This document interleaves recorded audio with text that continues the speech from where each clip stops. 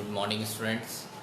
जैसा कि आपको मालूम है, आज अपन जो टॉपिक पढ़ने जा रहे हैं वो है ट्रांजिस्टर कॉन्फ़िगरेशन। तो तीन कॉन्फ़िगरेशन बनते हैं ट्रांजिस्टर के अंदर। पहला बनता है कॉमन। जैसा कि आपको मालूम है, आज अपन जो टॉपिक पढ़ने जा रहे हैं वो है ट्रांजिस्टर कॉन्फ़िगरेशन।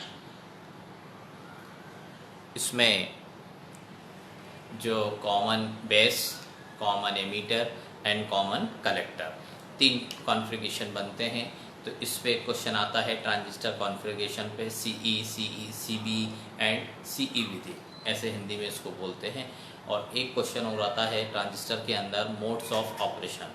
तो ट्रांजिस्टर के अंदर जो ट्रांजिस्टर टॉपिक है अपना, उसमें तीन क्वेश्चन बनते हैं। पहला बनता है बीजेटी का वर्किंग एंड प्रिंसिपल, या उसकी कार्य करने का सिद्धांत, कैसे कार्य करता है कौन, बीजेटी का मतलब बाइपोलर जंक्शन ट्रांजिस्टर, पहला क्वेश्चन। दूसरा क्वेश्चन जो बनता है वो बनता है ट्रांजिस्टर अपना configuration, common ammeter, common base, common collector. तीसरा जो क्वेश्चन बनता है वो बनता है मोड्स ऑफ ऑपरेशन। तो ट्रांजिस्टर के अंदर से तीन टॉपिक में से कोई एक क्वेश्चन एग्जाम में आता है, तो आपको तीनों क्वेश्चंस कंप्लीट करना है। तो ट्रांजिस्टर की वर्किंग अपन देख चुके थे, आज ट्रांजिस्टर कॉन्फ़िगरेशन देख रहे हैं। कल अपन ट्रांजिस्टर का मोड्स ऑफ ऑपरेशन देखेंगे, कितने मोड्स पर ट्रांजिस्टर काम करता है। ठीक है, तो ट्रांजिस्टर की कॉन्फ़िगरेशन में तीन बताए, जैसे कि मैंने, एक होता है सीबी का फुल फॉर्म कॉमन बेस, दूसरा कॉमन एमीटर, तीसरा कॉमन कलेक्टर। जैसा कि आपको मालूम है कि ट्रांजिस्टर के अंदर तीन टर्मिनल होते हैं, एमीटर, बेस एंड कलेक्टर।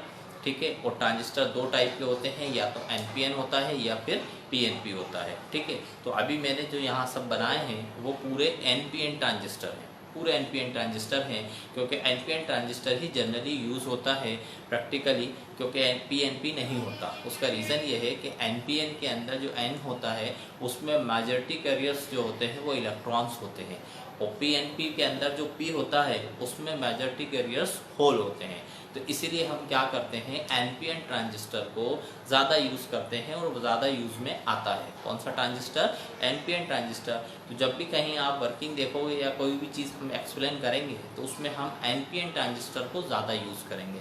तो यहाँ पर जो मैंने बोर्ड पे ट्रांजिस्टर बनाए हैं वो सब एनपीएन ट्रांजिस्टर हैं पूरे।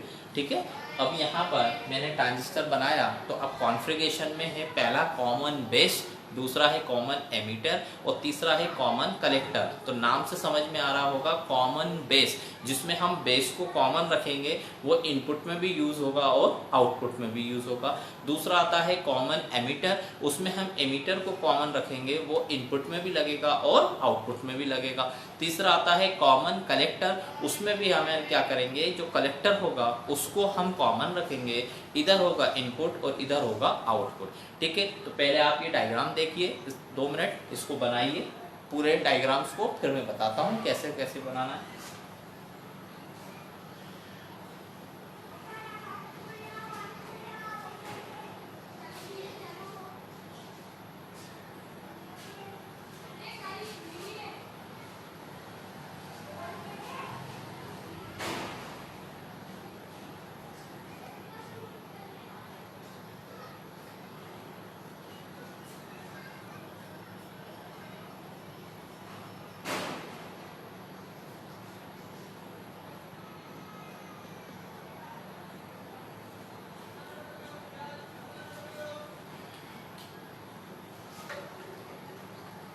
अब ट्रांजिस्टर के अंदर दो बाइज होती हैं, एक होता है फॉरवर्ड बाइज और एक होता है रिवर्स बाइज।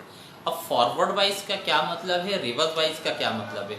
फॉरवर्ड बाइज का मतलब है, जैसे सपोज एनपीएन या पी टर्मिनल है, कोई पी सेमीकंडक्टर है, पी के अंदर मेजॉरिटी कैरियर्स होते हैं होल। तो अगर हमने पी को कनेक्ट किया पॉजिटिव से तो वो कहलाएगा फॉरवर्ड बाइज, और अगर हमने एन को कनेक्ट किया नेगेटिव से तो वो कहलाएगा फॉरवर्ड बाइज। अगर P को कनेक्ट करा है अपन ने नेगेटिव से तो उसको हम बोलेंगे रिवर्स बाइज, और अगर N को कनेक्ट किया है पॉजिटिव से तो उसको हम कहेंगे रिवर्स बाइज। तो दो बाइसिंग होती है, जैसा कि आप यहाँ देख रहे हैं, इसमें मैंने लिखा है forward bias, reverse bias, forward bias, reverse bias, forward bias, reverse bias. FB का मतलब फॉरवर्ड बाइज, RB का मतलब रिवर्स बाइज। अब ट्रांजिस्टर के अंदर सभी यहाँ से लेके वहां तक तीन कॉन्फ़िगरेशन मैंने बनाया है, तीनों एनपीएन है, एनपीएन है। तो सबसे पहले हम बात करते हैं कॉमन बेस की। तो इसमें हमने क्या किया, यहाँ जो b होता है इसको कॉमन रखा, इधर हमने इनपुट लिया, इधर हमने आउटपुट लिया। यहाँ पर इनपुट होता है और इधर जो होता है वो आउटपुट होता है। ठीक है, अब पहला देखिए, हम बोल रहे हैं एनपीएन ट्रांजिस्टर। तो एनपीएन ट्रांजिस्टर, एमीटर में ऐसा एरो लगाएगा बाहर की साइड। अगर एमीटर में बाहर की साइड एरो है तो इसका मतलब वो एनपीएन ट्रांजिस्टर है, और अगर एमीटर में एरो अंदर साइड है तो इसका मतलब वो पीएनपी ट्रांजिस्टर है, पीएनपी ट्रांजिस्टर है। तो अब यहाँ देखिए, इस जगह पर हमने इसको बोला है फॉरवर्ड वाइज और इसको बोला है रिवर्स वाइज। ये आपको एग्जाम में पूरे वाइसिंग आती है, कॉन्फ़िगरेशन आएगा तो आपको तीनों डायग्राम वहां बनाने पड़ेंगे। तो ठीक है, तो नंबर 1 पहली बात करते हैं हम यहाँ पर फॉरवर्ड वाइज। फॉरवर्ड वाइज का मतलब है, यहाँ देखो ई का मतलब एन है, तो एन को आपने कनेक्ट किया नेगेटिव से, और यहाँ है पी को आप कैसे कनेक्ट कर रहे हो, पॉजिटिव से। तो ये वाला पोर्शन कहलाएगा फॉरवर्ड वाइज।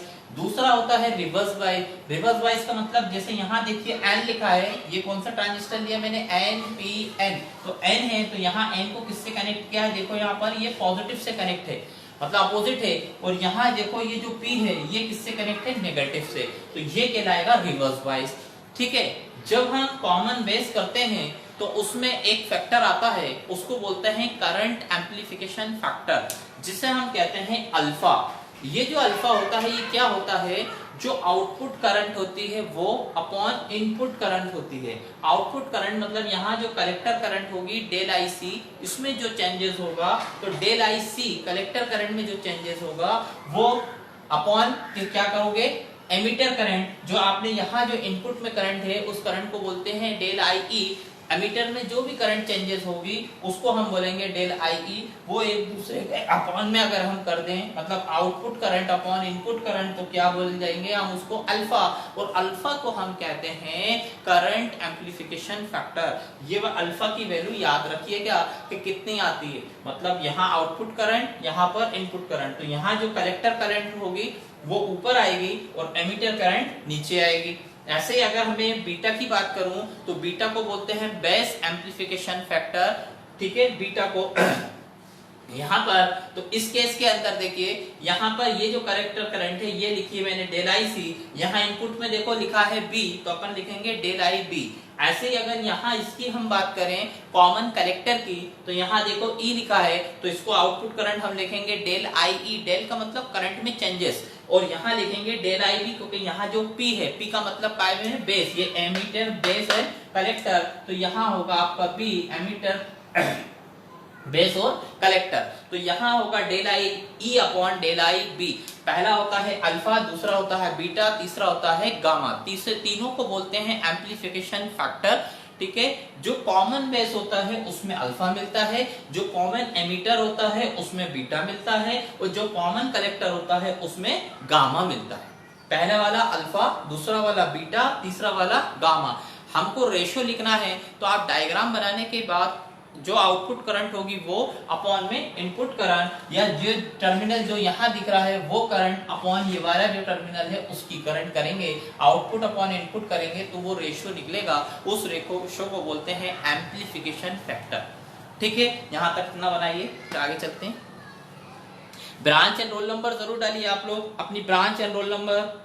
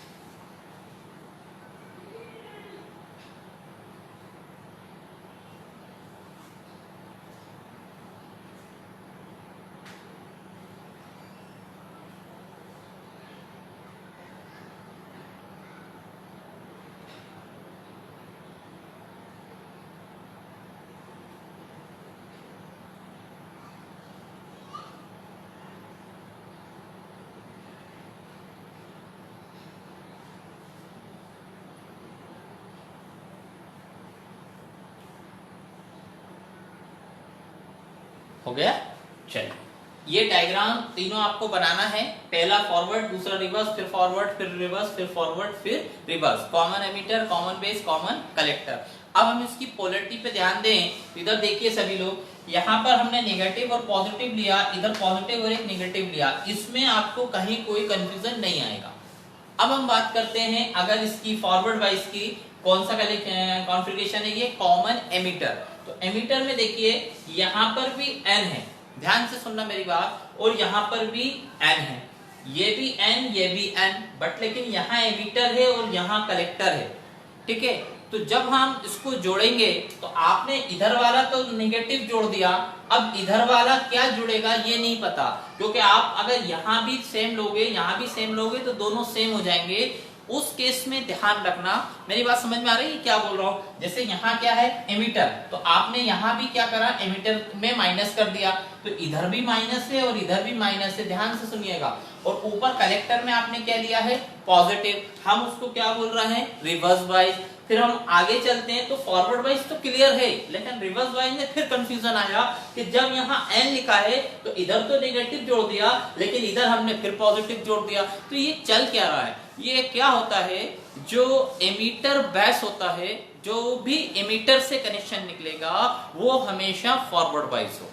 इस चीज को आपको ध्यान रखना है, तो आप ये तीनों डायग्राम फिर एग्जाम में बना पाएंगे, वहां कंफ्यूजन नहीं होगा। मतलब जब भी आप एमीटर से कोई भी टर्मिनल कनेक्ट करेंगे, जो भी बैटरी कनेक्ट करेंगे, ध्यान से सुनिएगा, उसको हमेशा नेगेटिव से कनेक्ट करना है, तभी वो फॉरवर्ड वाइज कहलाएगा या रिवर्स वाइज कहलाएगा, ठीक है। हमेशा उसको नेगेटिव से कनेक्ट करना है, इस चीज का ध्यान रखिए। जैसे यहाँ देखिए मैं समझा रहा हूँ, यहाँ आपने लिखा है एमीटर, बेस एंड कलेक्टर। यहाँ पर देखिए ये है एमीटर, इस एमीटर को आपने काहे से कनेक्ट किया है, नेगेटिव से, पहला पॉइंट जो याद रखने का है। दूसरा, यहाँ इस पोजीशन पे है एमीटर, करंट का एरो नीचे बाहर जा रहा है, ये एमीटर इधर देखो नेगेटिव से कनेक्ट है, और इधर वाला भी काहे से कनेक्ट है, नेगेटिव से कनेक्ट है। ये याद रखने की ट्रिक बता रहा हूँ। अब यहाँ इस जगह पर देखिए, इस जगह पर यहाँ पर है बेस, यहाँ पर है कलेक्टर, तो ये वाला जो पॉइंट है इसको हम बोलते हैं कॉमन कलेक्टर। तो कॉमन कलेक्टर में यहाँ देखो एमीटर ऊपर है, एमीटर ऊपर है, तो एमीटर किससे कनेक्ट होगा, नेगेटिव से। अब यहाँ आप नेगेटिव करोगे तो ऑब्वियसली ये वाला पॉजिटिव आ जाएगा। फॉरवर्ड वाइज में तो आपको समझ में आ रहा होगा, उसका अपोजिट सेम करना है, अगर P है तो पॉजिटिव है, N है तो नेगेटिव है। लेकिन सेकेंडरी साइड में आप कंफ्यूज हो जाओगे, उसका रीजन ये है कि लास्ट की जो दोनों टर्मिनल है, ये दोनों टर्मिनल N है, तो आप किसको नेगेटिव करोगे किसको पॉजिटिव, वो कंफ्यूजन होगा।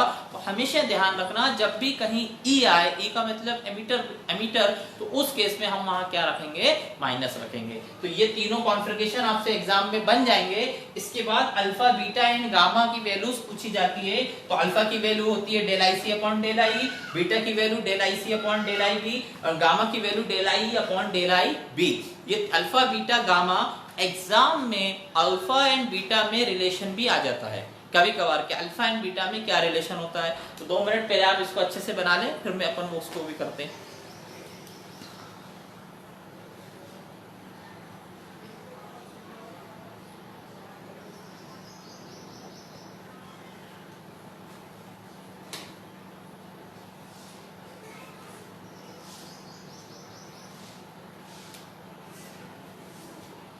ये इनपुट है, ये वाला आउटपुट है, ऐसे ये इनपुट और ये वाला आउटपुट।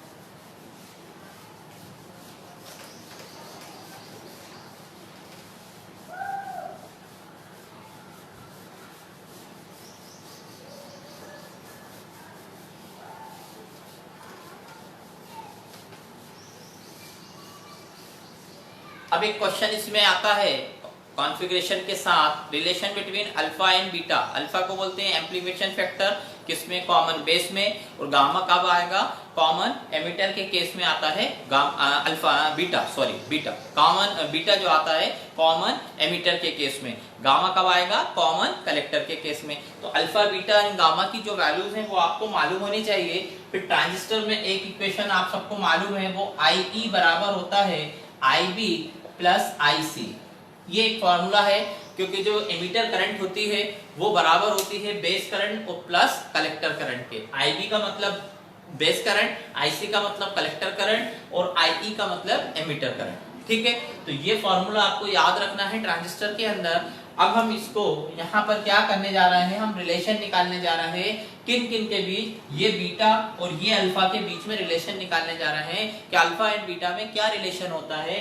तो अब देखिए, अब हम इसमें को चेंज करेंगे, तो यहाँ हम लिख सकते हैं डेल आई, यहाँ लिखेंगे हम डेल आई बी, यहाँ लिखेंगे डेल आई सी। यहाँ तक क्लियर है। अब मैं यहाँ पर अगर मैं डेल आई बी की वैल्यू चाहता हूँ, डेल आई बी की वैल्यू चाहिए मुझे, तो डेल आई बी बराबर कितना हो जाएगा, del I E minus del I C. Del का मतलब करंट में चेंजेस। ठीक, अब हम इस फॉर्मूले को यूज करेंगे। इस फॉर्मूले को कैसे यूज करेंगे, देखिए बीटा बराबर आपको मालूम है कितना होता है, बीटा बराबर होता है del I C upon del I B. तो ये जो डेल आई बी लिखा है यहाँ पर, इसकी वैल्यू उठाकर यहाँ इस जगह पुट करेंगे नीचे वाले। ठीक है, इतना उतार लेंगे, इतना उतार लेंगे, फिर आगे चलते।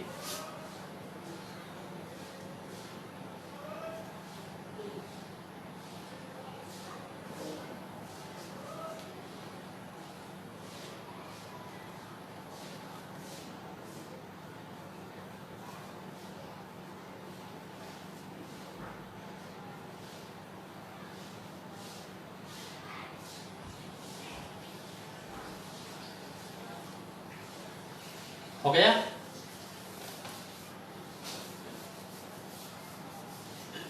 अब देखिए बीटा की वैल्यू कितनी होगी, del I C upon del I B. Del I B की वैल्यू अपन ने निकाली, कितनी निकाली, del I E minus del I सी।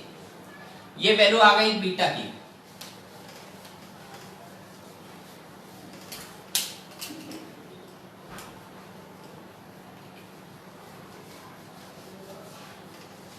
इसके बाद इधर देखिए, जो न्यूमरेटर एंड डिनोमिनेटर है उसमें हमें क्या करना है, दोनों में डिवाइड करना है डेल आई ई का। डेल आई ई का डिवाइड करना है, कैसे करेंगे डिवाइड, देखिए del I C upon del I E, इसके नीचे डिवाइड किया, अपॉन में इस वैल्यू के पूरी वैल्यूज के नीचे डेल आई का डिवाइड करेंगे, तो del I E upon del I E minus del I C upon del I E. यहां तक समझ आई बात। अब ये जो del I C upon del I E है, ये देखिए यहां लिखा है del I C upon del I, इसको हम क्या लिख सकते हैं, ये होता है अल्फा। तो यहां आ गया बीटा बराबर, तो बीटा बराबर आएगा अल्फा अपॉन, यहां ये वैल्यू कितनी हो जाएगी 1, और यहां ये value del I C upon del I बराबर ये। तो बीटा बराबर आपको ये वैल्यू मिलती है, ये वैल्यू आपको याद रखना। हो सकता है अगर ऑब्जेक्टिव आए तो ऑब्जेक्टिव के अंदर ये वाली वैल्यू पूछ सकता है। ठीक है, कि बीटा और अल्फा में क्या रिलेशन होता है, तो बीटा बराबर होता है अल्फा अपॉन अल1 माइनस अल्फा। ठीक है, इसको उतारिए जल्दी से।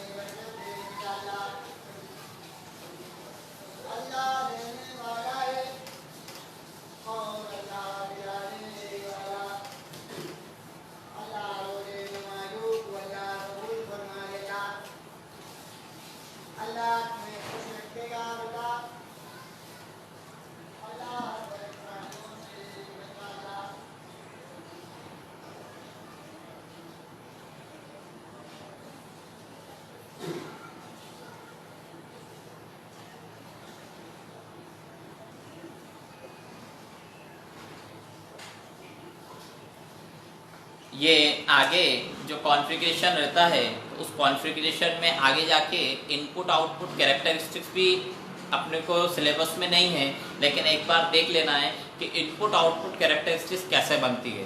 तो कॉन्फ़िगरेशन के अंदर आप लोग सुन लें, जो इनपुट आउटपुट कैरेक्टरिस्टिक्स होती है, तो जो इनपुट कैरेक्टरिस्टिक्स है वो सेम जो फॉरवर्ड वाइज यहाँ है इसकी कैरेक्टरिस्टिक्स हमें बनाना है। देखिए यहाँ पर ये अभी मैंने कौन सा बनाया, ये आपका कॉमन बेस बनाया है। कॉमन बेस में ये एमीटर है, ये बेस है और ये कलेक्टर है। इसको बोलेंगे एन, इसको बोलेंगे पी, फिर इसको बोलेंगे एन। ठीक है, ये कौन सा ट्रांजिस्टर हुआ, एनपीएन ट्रांजिस्टर, और कॉमन बेस है। इसमें यहाँ हमने ये ई है तो इसको आपको कनेक्ट करना है नेगेटिव से, इसको कनेक्ट करना है पॉजिटिव से। ये पी है, पी को कनेक्ट करेंगे पॉजिटिव से, तो ये क्या कहलाएगा, फॉरवर्ड वाइज।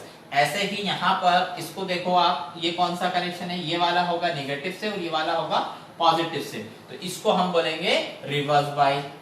तो आपको जो पूछा जाता है वो इनपुट आउटपुट कैरेक्टरिस्टिक्स पूछी जाती है। तो पहली चीज, इनपुट कैरेक्टरिस्टिक्स किन किन के बीच बनी जाती है। तो इनपुट कैरेक्टरिस्टिक्स यहाँ पर जैसे ये दिख रही है एमीटर, तो यहाँ जो करंट होगी वो एमीटर करंट होगी, इनपुट करंट होगी एमीटर करंट। और यहाँ जो एक वोल्टेज होगा, ये वोल्टेज किन किन के बीच होगा, वो एमीटर और बेस का वोल्टेज जो होगा उस वोल्टेज को बोलेंगे VBE।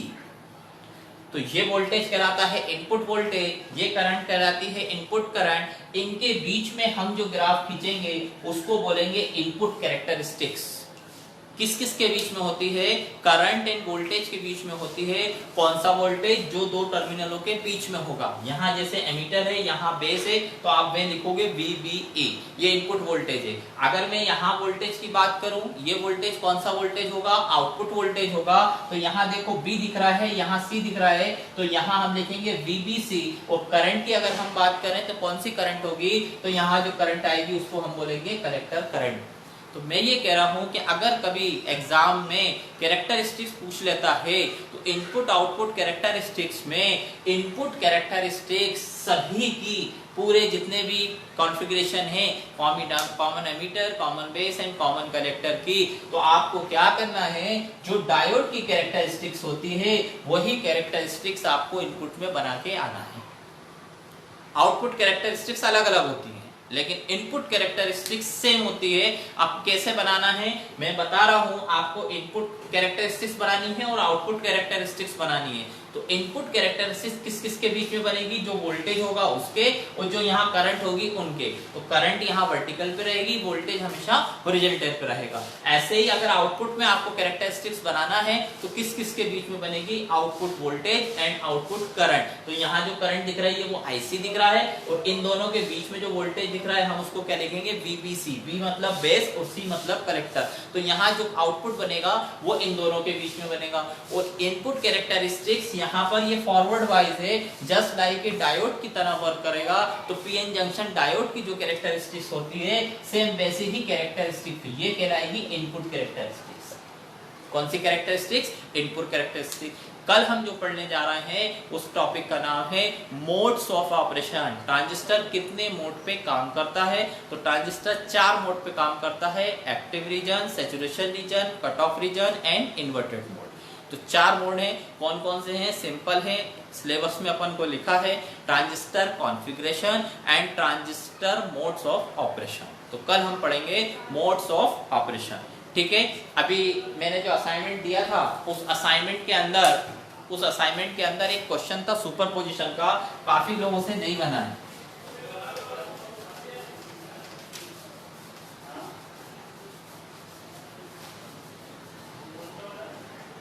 सुपरपोजिशन का ये क्वेश्चन था।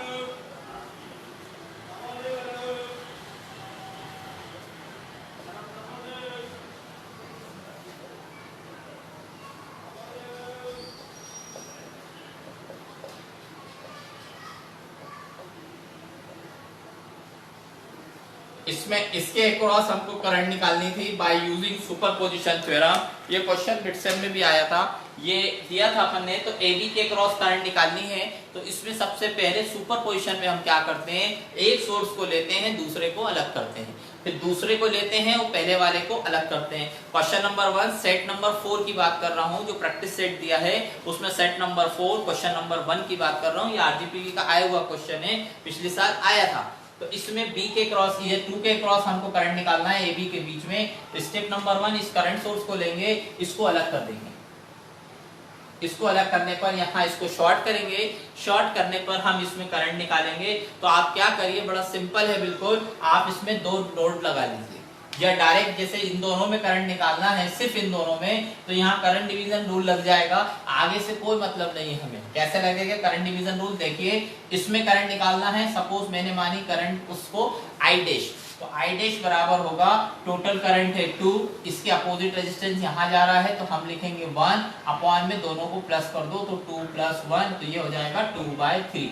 हम यहाँ करंट डिवीजन रूल लगाया कि एक टोटल करंट है 2 भागों में डिवाइड हुई, आगे क्या जा रही है उससे अभी हमें मतलब नहीं, हमें इस 2 की बात कर रहे हैं। यहाँ से जो सोर्स है उसमें 2 में कितनी जाएगी, तो करंट डिवीजन रूल लगाएंगे 2/3 आएगा आंसर, क्योंकि करंट डिवीजन रूल में जिसमें निकालते हैं उसका अपोजिट ऊपर आता है। अपोजिट कौन सा होगा, 1 होगा, वो 1 नीचे आएगा तो 2 + 1 नीचे आ जाएगा, ऊपर 1 यहाँ रहेगा मल्टीप्लाई, 2 × 1 अपॉन 2 + 1, तो करेक्ट आंसर आएगा 2/3। यह है स्टेप नंबर 1। सेकंड जल्दी से करिए, इसको उतार लीजिए फिर सेकंड करते हैं।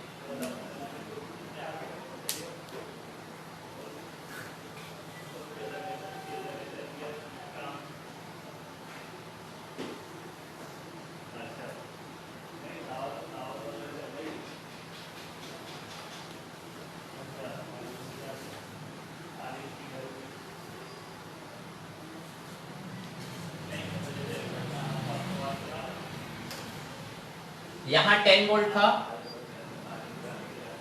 यहाँ 10 वोल्ट था। इस करंट सोर्स को ओपन करना है, ओपन करना है। इस ब्रांच में करंट चाहिए, इस ब्रांच में करंट चाहिए, ये ओपन है। अब यहाँ क्या करेंगे, अपन नोडल लगा देंगे, ठीक है। एक नोड यहाँ बना दो, दूसरा नोड यहाँ बनाओ, 2 इक्वेशन बना के नोडल से सॉल्व करो। पहला सॉल्यूशन तो ये है, कैसे लगाओगे देखिए, जैसे यहाँ पर एक नोड लगाया हमने वोल्टेज VA, यहाँ पर वोल्टेज लगाया VB, ठीक है। या फिर मैश एनालिसिस मेथड लगा दो, एक लूप यहाँ बनेगा, दूसरा लूप यहाँ बनेगा। इस लूप में जो करंट आएगी उस करंट का नाम हो जाएगा I'', ठीक है। तो यहाँ पर हम कैसे लगाएंगे, यहाँ का वोल्टेज हमें निकालना है, तो इस वोल्टेज को हम लिखेंगे VA/1, इधर से इधर चले गए तो ये हो जाएगा VA - VB/2। पहला ये केस हो गया, इक्वल टू 0, यहाँ से एक इक्वेशन बनी। अब VB के लिए सॉल्व करना है तो लिखेंगे VB - VA अपॉन कितना हो जाएगा 2 प्लस नीचे आ जाओ तो ये आ जाएगा VB/5, इधर चले गए तो यहाँ प्लस करके लिखना VB - 10/2 = 0। ये नोडल मेथड है, सिंपल रहती है। मैश भी लगा सकते हैं, इसके अंदर 2 क्लोज लूप हैं, दोनों में I1 I2 निकलेगा, हमें जो I2 करंट आएगी वो चाहिए, तो यहाँ दोनों में मैश से भी सॉल्व हो सकता है और नोडल से भी सॉल्व हो सकता है। अब हमें 2 के क्रॉस चाहिए तो कैसे निकालोगे, VA - VB/2, दोनों साइड से करंट को माइनस कर देंगे, वोल्टेज को माइनस करेंगे तो करंट निकल जाएगी। तो यहाँ से अपन को करंट मिलेगी, उस करंट का नाम होगा I''। फिर दोनों के डायरेक्शन चेक कर लेना, दोनों अपोजिट है कि सेम है। देखिए मेरे हिसाब से अपोजिट है। कैसे, यहाँ से करंट जा रही थी, इस 2 में करंट पूछी थी तो करंट इधर जा रही है, इसमें बैटरी के टर्मिनल इधर है, करंट एक इधर गई दूसरी इधर गई, तो अपोजिट है। तो टोटल करंट I बराबर आएगी I' - I''। इस चीज का ध्यान रखना, ये क्वेश्चन इंपॉर्टेंट है, 2 बार एग्जाम में पूछा जा चुका है। अभी रिसेंटली पिछले सेमेस्टर में जो एग्जाम हुआ था उसमें यही क्वेश्चन पूछा गया था। कल हम जो पढ़ने जा रहे हैं वो है मोड्स ऑफ ऑपरेशन, किसका, ट्रांजिस्टर का, ठीक है। और बाकी सभी लोग, जितने लोग भी हैं सिविल एंड मैकेनिकल में, हर स्टूडेंट को मेरे 5 जो प्रैक्टिस सेट मैंने आपको दिए हैं वो आप लोग सॉल्व करके मुझे भेजें ताकि मैं चेक करूं और फिर अगले 5 आपको और दूं, ठीक है। और 5 जो सेट हैं वो पूरे क्वेश्चंस आरजीपी में आए हुए हैं, हर बार पूछे जा चुके हैं। जो बार बार पूछे हैं वो क्वेश्चंस को मैंने पहले लिया है, ठीक है। थैंक्स।